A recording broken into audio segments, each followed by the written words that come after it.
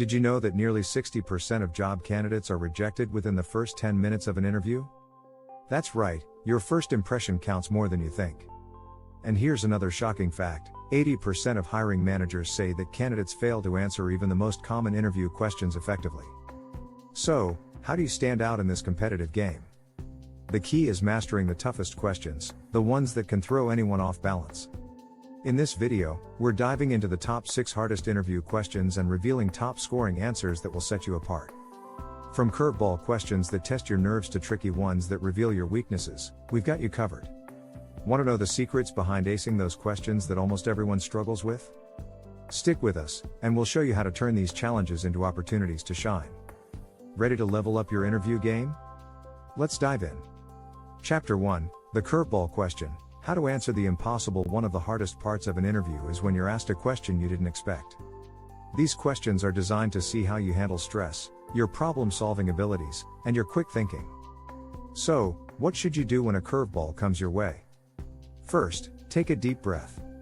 It's common for interviewers to throw in a tricky question to see if you can stay composed. They don't expect a perfect answer, they want to see how you approach the challenge.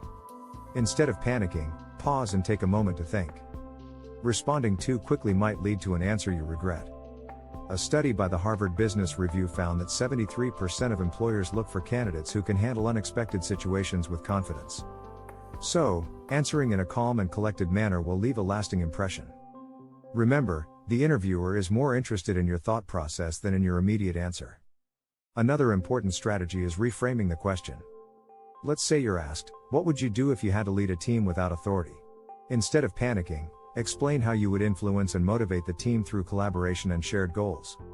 This approach not only shows your problem-solving skills but also reflects leadership potential. A book called The Challenger Sale by Matthew Dixon and Brent Adamson suggests that being able to influence others without formal authority is one of the key traits that top salespeople share. It's a skill that applies to any role. Next, try to tie your response to your personal strengths. For example, if you're asked a difficult question about a weakness, talk about how you've learned to turn it into a strength. By framing answers this way, you showcase growth, which is a critical trait employers value. In the end, the most important part of handling a curveball question is to stay calm. Take a moment to think and reframe the situation to highlight your skills. This will show your interviewer that you're a composed and thoughtful candidate, no matter what question they throw at you. Chapter 2, your weakness revealed: turning a negative into a strength. The question about your weaknesses might feel like a trap, but it doesn't have to be. It's all about how you frame it. Employers ask this question to understand your level of self-awareness and your ability to improve. Here's how you can turn a weakness into a golden opportunity. First, don't choose a cliché answer like "I'm a perfectionist." This answer may sound rehearsed, and interviewers have heard it countless times. Instead, be honest and choose a real weakness, but don't pick something that will make you sound unqualified for the job. For example, if you struggle with time management, explain how you recognize this weakness and took proactive steps to improve it. You could mention how you started using tools like Trello or Google Calendar to manage your tasks more effectively. According to a survey by Career Builder, 58% of employers are impressed by candidates who show improvement over time in areas of weakness. Another effective approach is to discuss a weakness that doesn't directly impact the role you're applying for. For instance, if you're applying for a job in sales, mentioning that you used to struggle with public speaking, but now regularly take part in public speaking workshops, shows growth and dedication. Don't forget to highlight the progress you've made. If you've attended a course, read books, or actively work to overcome your weakness, make sure to share that. Employers love seeing candidates who are committed to self-improvement. A great quote from the book Atomic Habits by James Clear reminds us that small habits make a big difference. This is especially true when it comes to overcoming weaknesses. Showing that you've developed new habits to address your weaknesses will reflect positively on you. To wrap up, turning a weakness into a strength requires honesty, self-awareness, and a focus on growth. By showing how you've taken steps to improve, you demonstrate resilience and a desire to grow in the role. Employers value candidates who are self-aware and willing to learn. Chapter 3, Conflict Conqueror, responding to tell me about a time you had a disagreement. In many interviews, you'll be asked to describe a time when you had a disagreement with a colleague or supervisor.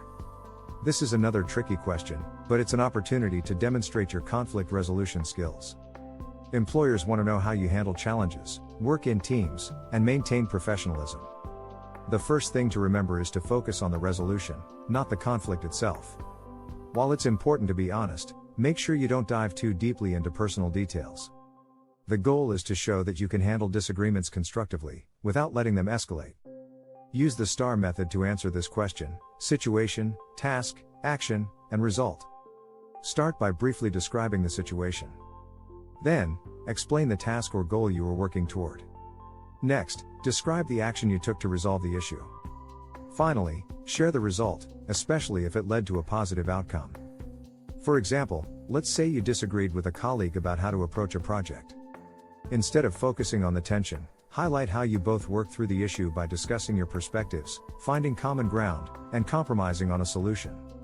The outcome could be a more efficient project plan or a strengthened relationship. Research shows that 85% of all jobs are filled through networking and personal connections. So, knowing how to handle conflict and maintain professional relationships is critical to career advancement. Showing that you can resolve disagreements amicably will demonstrate emotional intelligence, which is a quality that employers greatly value. You can also use this opportunity to highlight your communication skills. According to the book Crucial Conversations by Carrie Patterson, the key to handling disagreements is effective communication. Employers appreciate candidates who can listen actively, express their points clearly, and work towards a mutually beneficial solution. Ultimately, conflict resolution is about keeping your cool and staying focused on the bigger picture. By handling disagreements with professionalism and a collaborative spirit, you prove that you're not only a team player but also someone who can navigate challenges in the workplace with ease. Don't forget to subscribe. If you want to see more expert tips and strategies for acing your next interview, hit that subscribe button and turn on notifications. Chapter 4, The Culture Fit Test, Answering Why Do You Want to Work Here? When an interviewer asks, "Why do you want to work here?"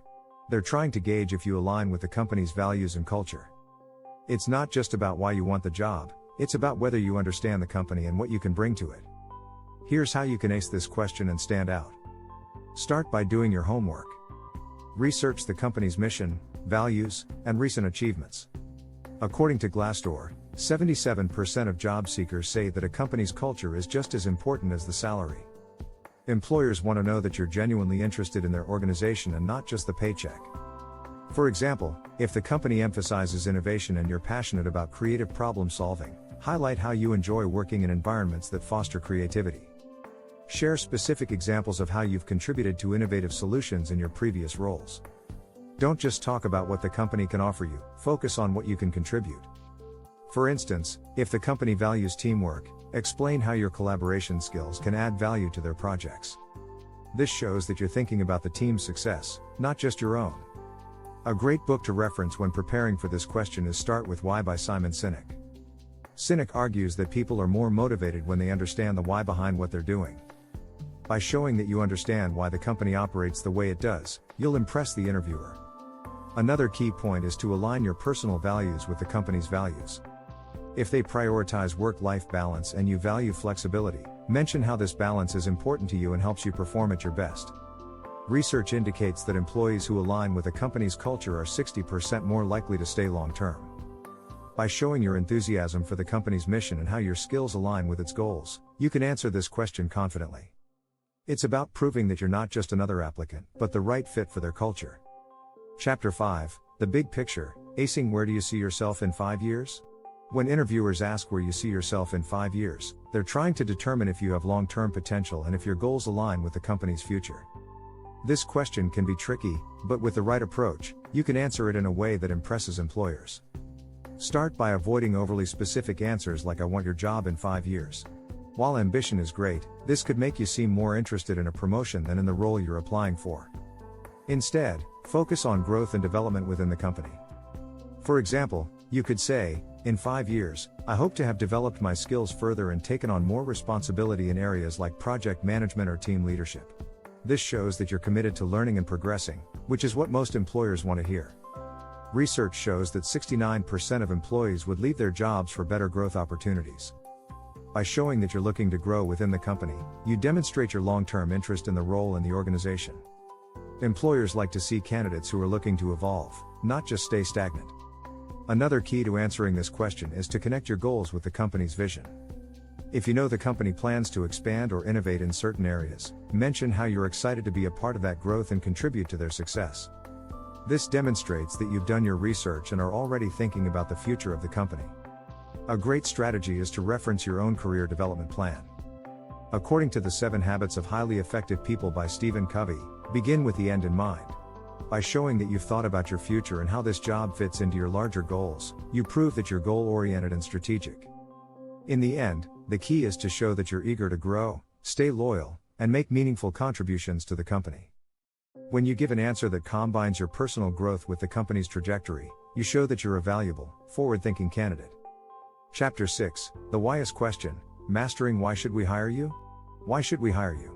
This question can feel like a pressure test, but it's your moment to shine. It's an opportunity to summarize why you're the perfect fit for the job and show why you stand out from the competition. Here's how to craft a top-scoring answer. Begin by highlighting your unique strengths. What makes you different from other candidates? Are you highly organized? Do you have a track record of going above and beyond? Make sure to mention your skills and experiences that directly relate to the job. A great way to approach this is by using a blend of your technical skills and personal qualities. For example, if you're applying for a marketing role, you could talk about your creativity and your ability to analyze data to drive results. According to a study by LinkedIn, 57% of employers want candidates who combine both hard and soft skills. Also, connect your answer to the company's needs. Show how you've researched the company and how your experience directly addresses their challenges. For instance, if the company is expanding its digital presence, talk about your experience with digital marketing or social media strategies. It's helpful to mention specific achievements that demonstrate your value. Instead of saying you're a good problem solver, describe how you identified a major issue in your previous job and fixed it, leading to improved efficiency or customer satisfaction. This creates a powerful case for why you're the right person for the job. A strong quote from Good to Great by Jim Collins emphasizes the importance of hiring the right people. Great vision without great people is irrelevant. Employers want to know that you're not just another body to fill a seat, you're the right person to help them achieve their goals. The key is to give a confident, clear, and compelling answer. By showcasing your unique strengths, aligning them with the company's needs, and demonstrating your past successes, you prove you're the best choice for the role. And remember, subscribe for more.